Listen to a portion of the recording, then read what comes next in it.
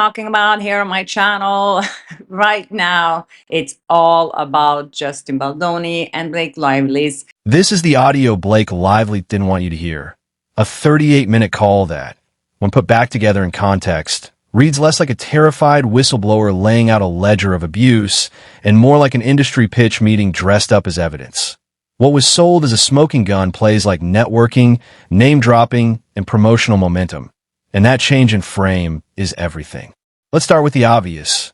If you hand me a tape meant to prove wrongdoing, my baseline expectation is a voice frayed at the edges, careful wording, long pauses where a witness measures what to say, and, crucially, a chronological account, dates, names, incidents, outcomes. What we get instead from Claire Abe is the opposite.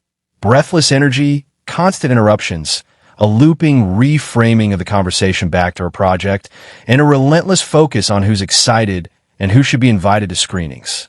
From minute one, this is not a person unspooling a secret. It's someone running the table. The pattern matters because tone is a signal.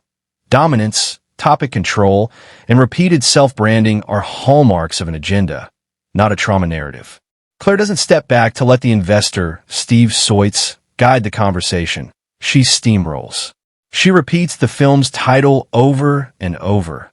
Wesley Mafia, Empire Waste, like a branding expert making sure the listener walks away humming the name. She name drops, teases interest from tastemakers, and hustles for seats and heat. That's not how someone obsessed with safety speaks. It's how someone obsessed with momentum speaks. The host listening in, and anyone who hears the uncut call, notice this immediately. No hesitation, no careful calibration, no quiet, frightened cadence. Instead, you hear charm, hustle, and a pitch rhythm that repeatedly reroutes potential follow-ups away for specifics. This is not a small quibble about delivery. It goes to the heart of probative value. If this tape were meant to clinch a case against Justin Baldoni, where are the anchor points? Where are the dates? Where are the witnesses named and asked to corroborate? Where are follow-ups seeking documents or reports? Those scaffolding elements never arrive. Steve, when he finally gets space to speak, plays the role he's expected to play inside studio corridors. Protector of projects, guardian of reputations, a man who thinks in assets and legal lanes. He does not lash out with a detailed campaign of retribution. He speaks in PR and legal metaphors. Yes, he uses sharp language. The line everyone clipped to a headline where he says he'll protect the studio like Israel protected itself from Hamas and references dead bodies and read out of context that moment lands as monstrous. But within the flow of the call, he clarifies the meaning almost immediately. Not dead, but dead to me, meaning blacklisting and loss of access, not physical harm. In industry talk, stark metaphors are deployed to warn about reputational damages and contract fallout. It's blunt, it's PR first, and inside the tape, it reads as guardrail rhetoric designed to keep leaks and headlines from destroying a business, not a blueprint for violence. More importantly, Steve's posture invites precise, testing questions. What did you see? When? Who handled complaints? Who documented it? That opportunity opens and is left largely unused. Claire has the moment to pin the problem down. Instead, she pivots. The window for specificity arrives, and she slides right back into promotions. Screening plans, who's attending, who's excited, how best to maximize reach. She could have pressed for process and record, asked for names, or for Steve to flag HR steps. She doesn't. So what are we left with? A tape heavy on implication and light on verifiable claims. Juicy for headlines, but weak for an evidentiary record. This is a core tension the piece exposes. A leak that inflames the internet requires packaging. A raw call with nuance and PR language dilutes a clean villain arc. So the parts that sting are amplified and the parts that humanize or constrain are kept low visibility. That's why a trimmed clip circulated.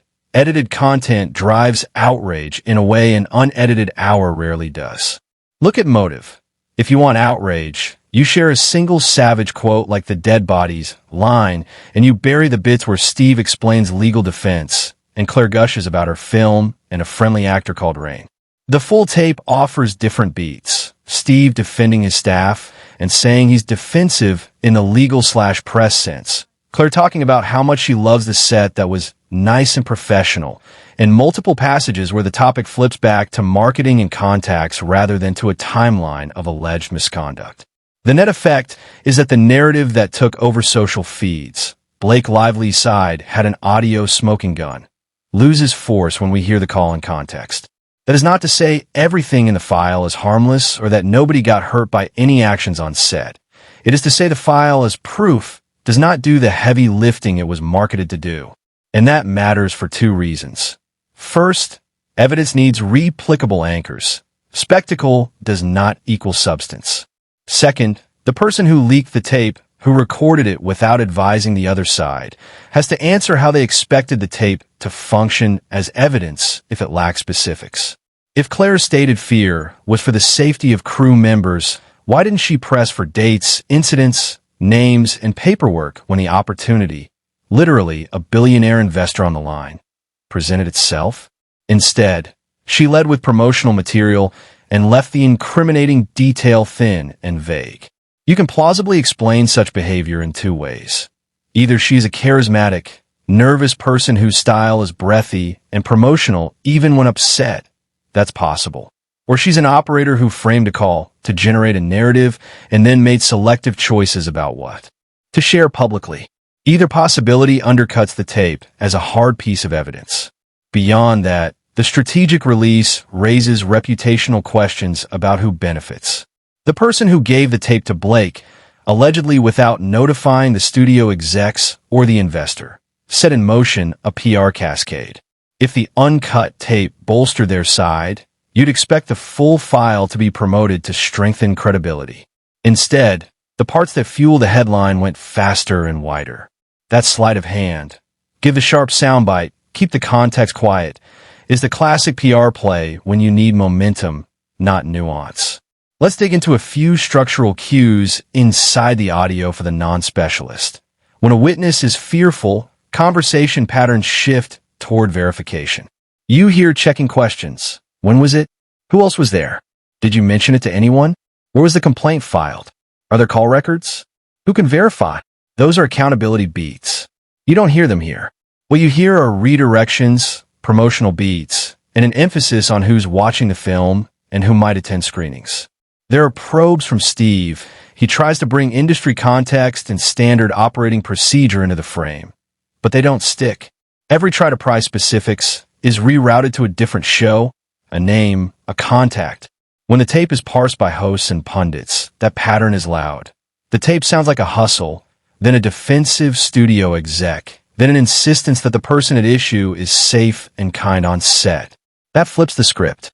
If the caller is not in fear, what is she doing? Pushing for visibility, for funding, for protection by the right people. That's the smell of agenda.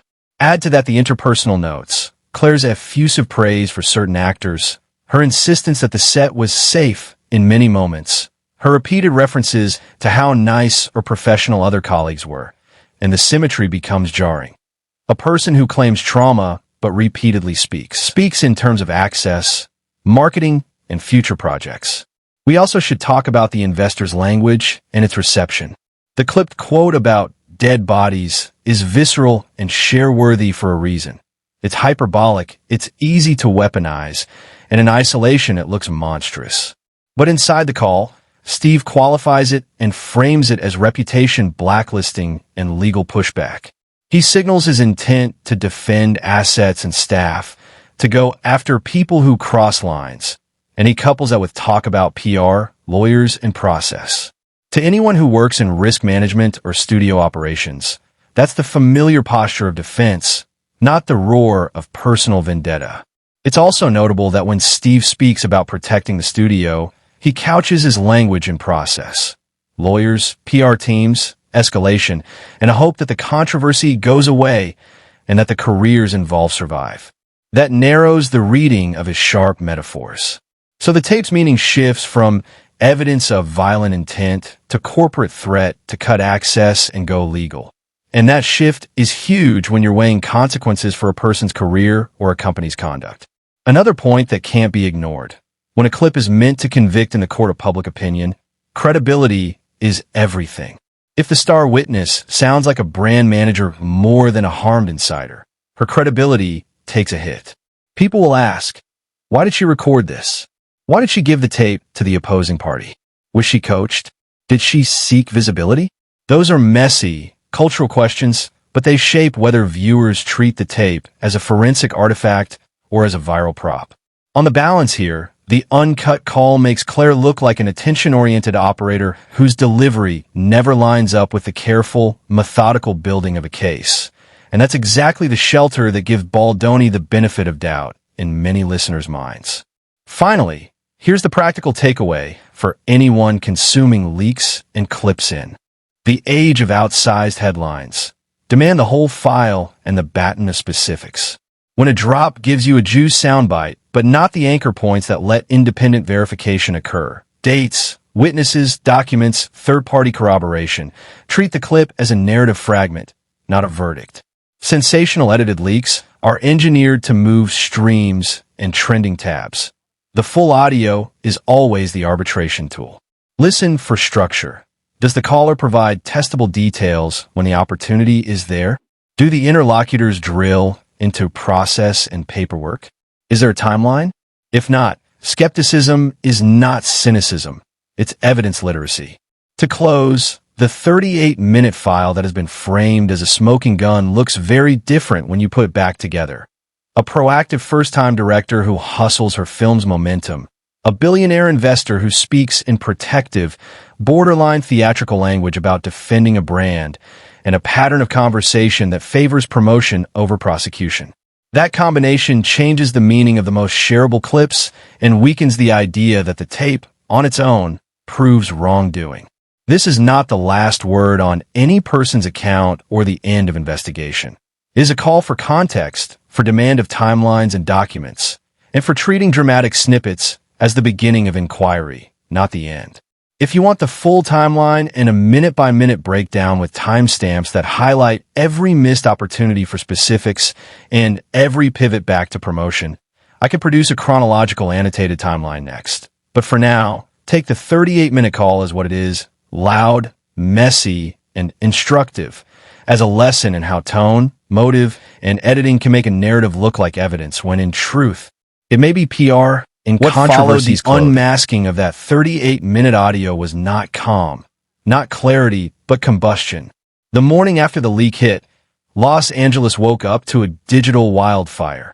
Hashtags erupting across timelines. Hollywood gossip accounts slicing up fragments of soundbites like vultures feasting on context.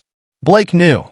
Trended alongside Justice for Justin while podcasts and PR insiders lined up to stake their claims on what the tape meant. Blake Lively's camp maintained total radio silence. No posts, no statements. Only the eerie stillness of curated calm that screams calculation. In contrast, Justin Baldoni's representatives, through quiet off-record briefings, began threading a new narrative. The audio, they argued, didn't expose him, it exonerated him. For weeks prior, his name had been tangled in innuendo, framed as the silent villain of a script gone wrong. But the leak, when examined closely, inverted the roles. Suddenly Blake, once the symbol of righteous exposure, was recast by Whisper Networks as the orchestrator of selective storytelling, a strategist who had allowed an edited version of events to run wild. The core question pulsing through boardrooms and fan servers alike became simple. Who edited the tape? And why did Blake have it in the first place? Inside agencies like WME and CAA, the mood turned forensic. Media analysts began cross-referencing timestamps, noting subtle splices where background hums shifted pitch mid-sentence, signs of audio tampering. Tech forensics teams, hired quietly by Baldoni's side, prepared affidavits pointing out missing milliseconds, digital fingerprints of compression cuts. Those weren't accidents. They were editorial moves, deliberate snips designed to amplify outrage and obscure clarification. And when those findings circulated among entertainment lawyers, a chill swept the influencer sphere. If the manipulation could be proven, the liability didn't just sit on Claire Abe or her unnamed source. It brushed perilously close to Blake Lively's public brand, because her social channels and friendly outlets had amplified the initial drop. The story metastasized into a legal thriller. Every publication that ran leaked audio proves Baldoni's abuse now faced quiet inquiries from defamation attorneys asking about vetting protocols, source verification, and indemnity clauses. Baldoni's legal advisor, Brian Friedman, a figure well known for dissecting high-profile smear tactics, moved with surgical precision, not through press releases but filings, preparing the scaffolding for what insiders later called the reversal. Meanwhile, fan culture became its own courtroom. TikTok threads merged detective work with performative outrage. One camp clung to the belief that Blake was shielding victims. Another swore she had crossed into manipulation. Influencers posted freeze frames of her old interviews, hunting micro-expressions like scripture. Commentators highlighted her sudden drop in online visibility. No interviews, no red carpet photos, a strategic absence that read either as guilt or as legal counsel's advice to stay silent. The psychological warfare of celebrity reputation had officially entered a new stage, where silence could be both weapon and wound. Then, almost as if on cue, a second leak surfaced. Internal memos between studio PR teams discussing damage control strategies. In one, a senior communications head wrote, "If narrative control collapses, reposition Blake as misinformed advocate, not malicious actor." That line alone told observers volumes. They were preparing an escape hatch, an emotional reframing that would salvage empathy without conceding guilt. It was classic crisis communications architecture. Move from certainty to confusion, from intent to misunderstanding. And it worked for a week. But the internet has no patience for nuance. Baldoni's defenders flooded platforms with side-by-side comparisons of the full tape and the circulated version, timing discrepancies in red text, captions shouting, "This is the proof." The longer audiences listened, the more the emotional authority Blake had wielded evaporated. By the third week, mainstream outlets caught up. Variety ran a piece titled "Inside the Editing War. Did a tape destroy the wrong career?" The story walked carefully, naming no villains. But its subtext was unmistakable. The leak had backfired. Executives who once distanced themselves from Baldoni began edging back into contact, inviting him to private screenings and lunches, testing public temperature before openly realigning. The shift wasn't loud. Hollywood never is when it reverses itself, but it was steady. Casting calls reopened. Producers who had quietly frozen his projects began using euphemisms like "in active reconsideration." And still, Blake said nothing. Silence stretched into strategy. Her lawyers, insiders whispered, advised her that any emotional statement could be used against her in discovery. Because by this point, discovery was coming. Baldoni's team filed formal notice seeking records of who first possessed the raw audio, who edited it, and who disseminated it to media contacts. For the first time, the actress's carefully insulated world, her management, assistants, PR gatekeepers, faced the possibility of subpoenas. In the rumor mills of Sunset Boulevard, that threat hit like thunder. If communications were turned over, the invisible threads connecting influencers, gossip pages, and brand alliances could become public record, the equivalent of pulling back the curtain on how Hollywood's moral narratives are manufactured. Behind closed doors, conversations turned philosophical. Veteran publicists warned younger staff that the Blake-Justin fallout would mark a generational case study. How authenticity culture and weaponized empathy could implode when evidence and image collide. Producers who once marketed truth-telling as a brand value now ask themselves how many truths were actually edited narratives, optimized for virality instead of veracity.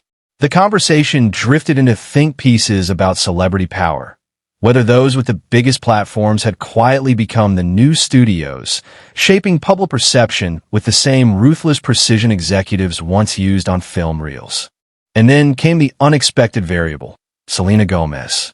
A known friend to both sides at different times, she broke the silence first, not with accusations, but with an oddly poetic Instagram post, Sometimes honesty gets edited until it sounds like hate. Within minutes, millions interpreted it as a subtle nod to Baldoni's innocence. Entertainment journalists scrambled to decode it, and though Gomez's team insisted it wasn't about any current story, the algorithm didn't care. Engagement soared, and perception shifted further toward the idea that Blake had overreached. At that moment, the court of public opinion did what actual courts take months to accomplish. It flipped the presumption.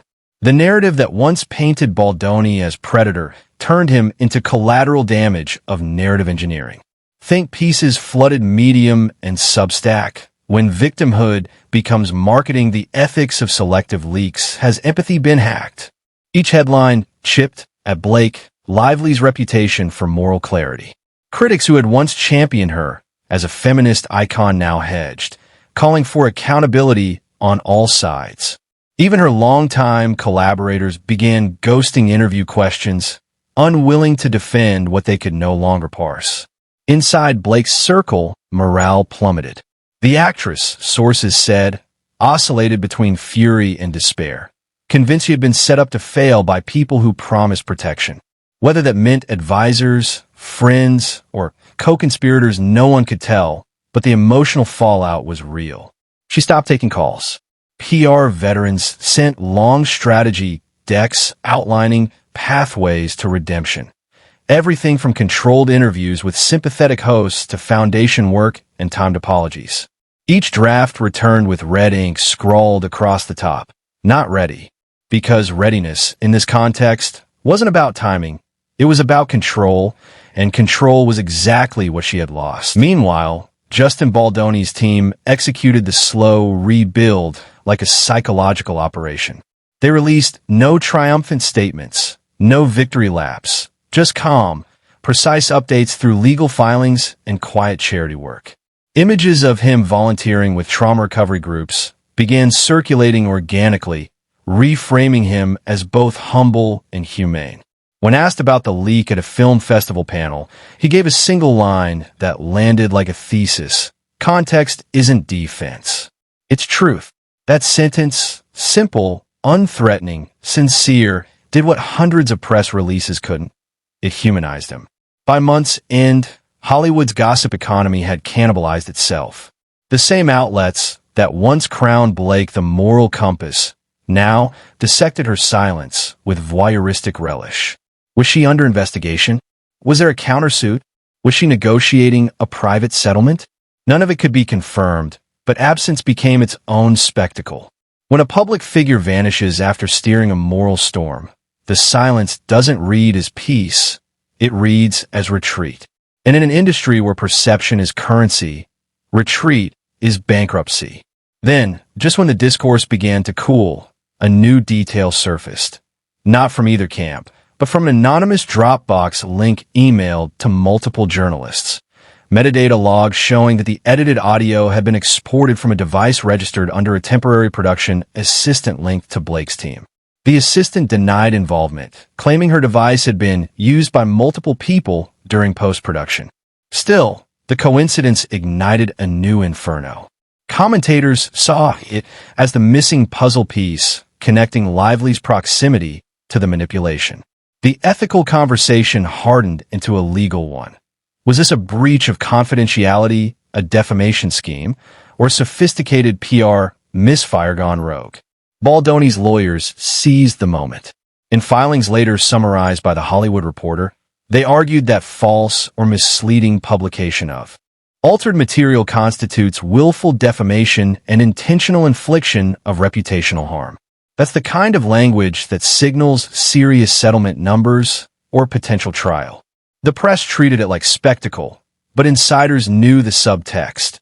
If Baldoni pushed forward, discovery could unearth private communications, group chats, even NDA-protected materials.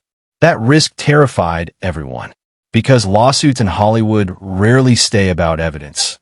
They metastasize into morality plays that expose the machinery of image-making itself. In the weeks that followed, as public interest waned and new scandals took over, the deeper story simmered quietly. Lawyers met behind closed doors. NDAs expanded. Eventually, Leaks suggested a confidential resolution. No admissions, no press conferences, just a silence wrapped in paperwork. But the cultural residue remained.